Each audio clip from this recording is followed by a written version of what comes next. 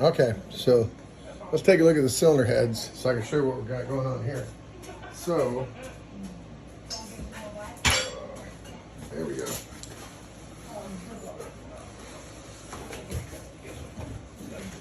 Alrighty. So,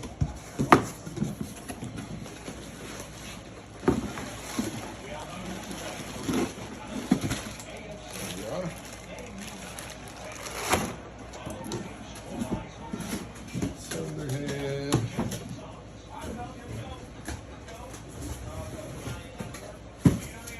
Okay.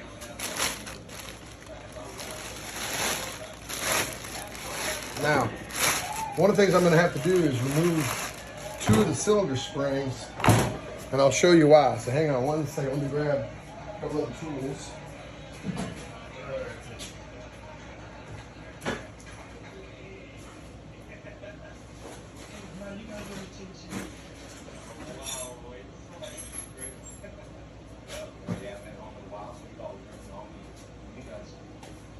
So, what'll happen is when we start adding this together, I'm waiting.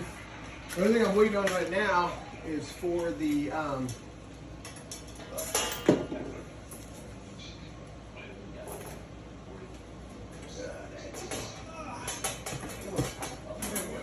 thing I'm waiting for now. So here's our degree wheel that we're going to use to degree the engine, and then that's my timing marker. So I'm waiting on 2 parts actually. I need the snout deal for the hang on a second.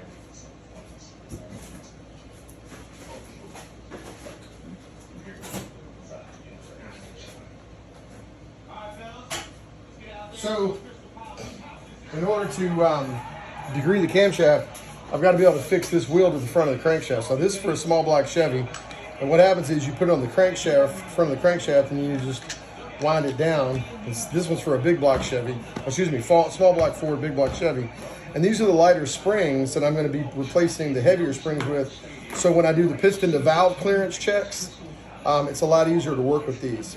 I'm waiting for the tool that comes in that allows me to remove these valve springs, because mine doesn't get under the ridge of this head. So the valve spring tool we'll be using will be the nicer one that doesn't maul any of this metal up when we start hitting at it like that.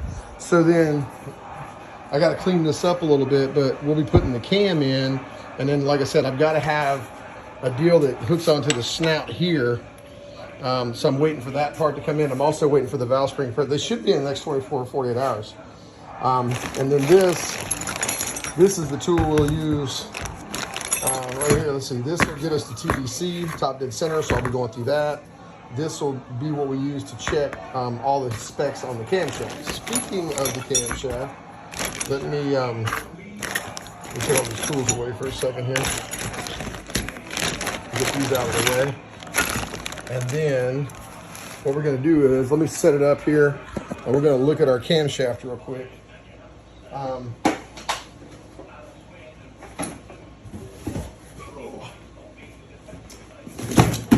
we go.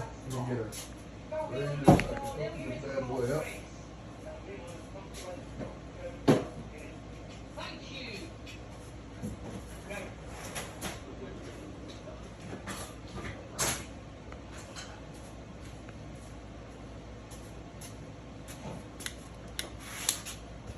There we go.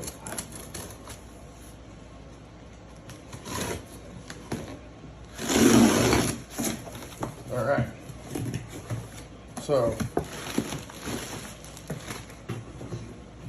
we got our new lifter guides.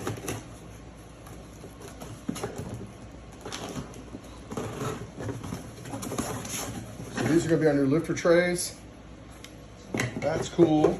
And then these are going to be our lifters right here. So we've got our new lifters.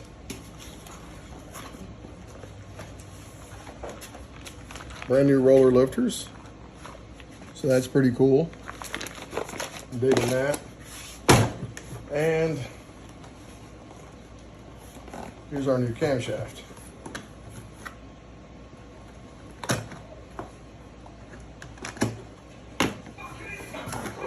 There we go. Here's our new camshaft.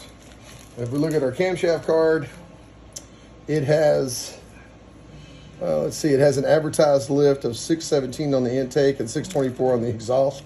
That's going to be awesome, by the way.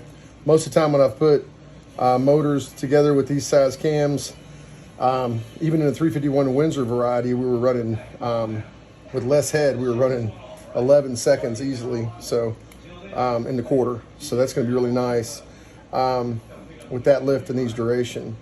So then these are the opening and closing events that we expect to be happening on the intake and the exhaust for open and at 60 thousandths of an inch. So we'll start doing the mathematics on this. The duration's at 50, so we'll be able to check the lobe separation and start from there. So we'll do a basic lobe separation and then a center line check as well, because this one is built on a 109 intake center line and has a 113 lobe separation, and we check the adjustment on that from the bottom and the adjustment on that from the top of the lobes. So anyway, we'll be going through all these numbers as soon as those tools come in, and we'll get the cam set up. In the meantime, I'll be working on the suspension to make sure all four corners are squared away. So anywho, just wanted to give you a heads up this morning. So I got to get ready to go to work. I'll talk to you later.